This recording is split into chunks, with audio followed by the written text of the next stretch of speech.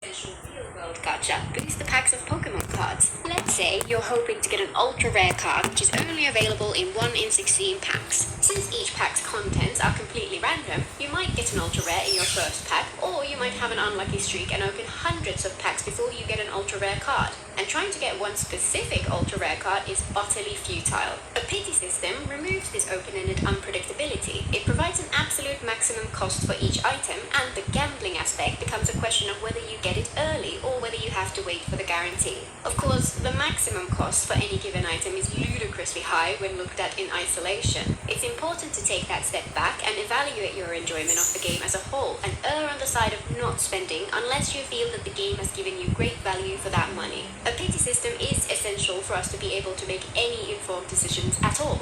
Another common criticism of gachas is that they are paid to play and that you often reach points in the game where you cannot continue without pulling certain items. This is simply not the case in the gachas which I have played, because the gacha system is not directly connected to the gameplay loop. You will likely see people claim that it is to some extent, for example when some endgame content is significantly easier if you have certain characters, or when characters have abilities which make exploration smoother, but the core content of the game is not locked behind these things. The last vestige of this aspect of older gachas which remains present in the newer games is the stamina system. Stamina throttles how often you can redeem the rewards from certain repeatable fights, rewards which you need to make your characters more powerful. This serves as a rate limit which prevents you from leveling your account quickly in favor of slower and more steady improvement over a longer period of time.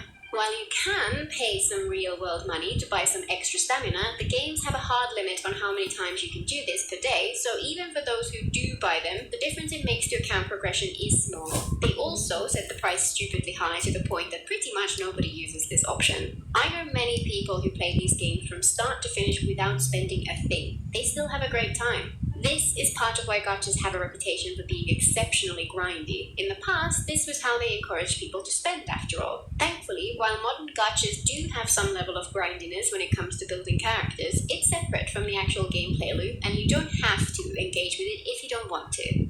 Another common criticism is that gachas are inherently pay to win. In the ones I play, there is no competition because there is no PvP in the game at all. Some players do create some forms of competition amongst themselves, competing with each other via speedrunning or trying to create the most powerful builds for their characters, but that's all entirely optional and takes place outside of the game itself. Many players do wish for PvP gameplay to be added despite the minefield that it would introduce, but personally, I would prefer to keep these games single player with optional co-op. Any PvP mode would require a lot of careful balancing for it to be even vaguely acceptable, and I'm not sure I would trust any of the developers to be able to pull that off. All the gachas